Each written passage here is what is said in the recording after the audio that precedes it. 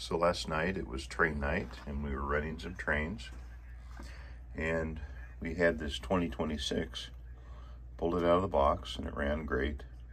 Headlight worked, and I was kind of surprised. It pulled about 10 box cars, did a really great job, but it did smoke. And so took the motor out.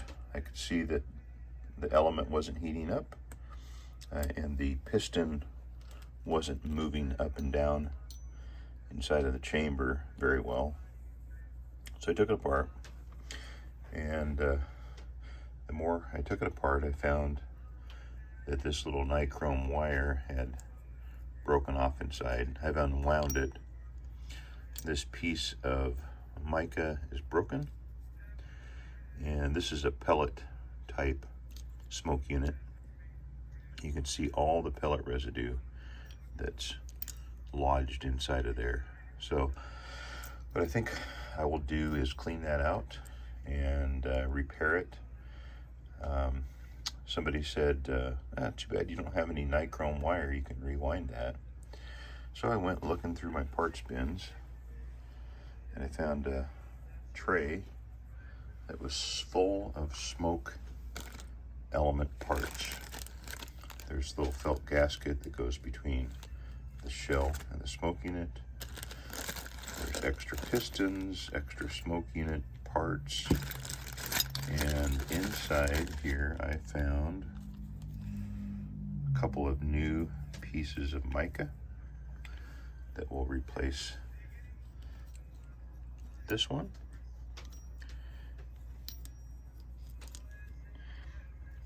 And I found a new one of these, and I found some nichrome wire. See that wire sticking out of there? 40 inches. I can't imagine it's going to take that much. And then I found, folded up in here, a letter on replacing smoke unit parts in pellet type Lionel locomotives. And it's from a fellow named Don Etheridge. I'll give him the credit for this letter. And made me feel really good, because I started reading it, and it said, obviously you are of above average intelligence, or you would not even consider this delicate and tedious repair. But this is a tough task, and you will make it easier on yourself if you take your time and set up properly for the job. So as I read this letter, I could tell that Don knew what he was talking about. There's some extra writing in a red pen, which is to a guy named John, who apparently asked some questions about solder. And seems like Don really knows what he's talking about, so I'm going to follow his instructions in the same red pen. I assume that Don rolled up this 40-inch nichrome wire. So let's get this cleaned out. He said be real careful, kind of pick it out of there, use WD-40. I will give it a try. I'll disregard the part about WD-40. I'm not sure where I got that, because it is nowhere in Don's letter. In fact, I was just picking this out of there, this crud from smoke units, and it just came right out. So I'm going to leave the crud in the bottom, because it appears that there's some packing down there. And this little piece of mica fits right in there. So I've got the soldering iron heated up. I'm going to take this little guy off and see if I can rewind it. Well, you can see I got the piece of mica soldered in there.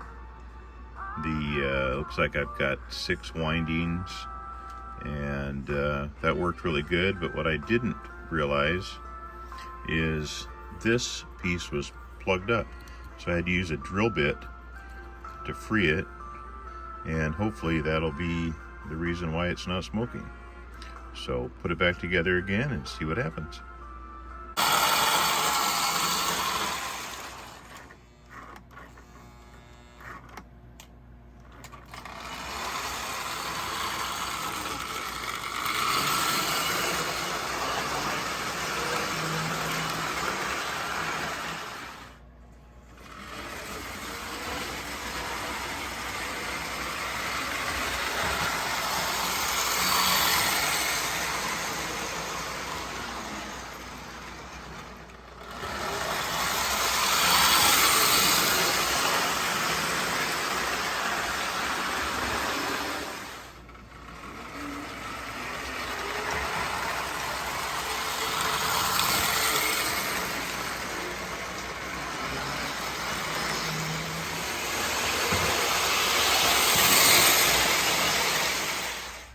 Well, there's the 2026. It smokes pretty well now, and probably could have followed the directions a little bit better.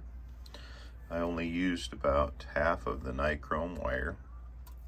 I did use a new plate for the element, and just to show you the internal components of a smoke unit, this chamber, there's where the piston pumps. There's a hole that goes all the way through. You can see it goes all the way through. There's where the element goes.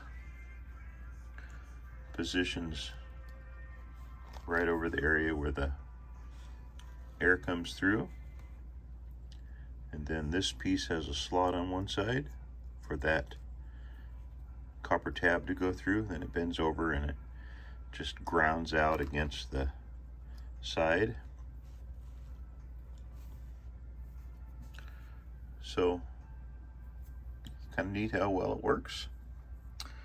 And if you ever want to do one of these, give it a try. It's not too bad. I did have to take mine apart 3 times, but that's the way it goes. Well, happy repairs.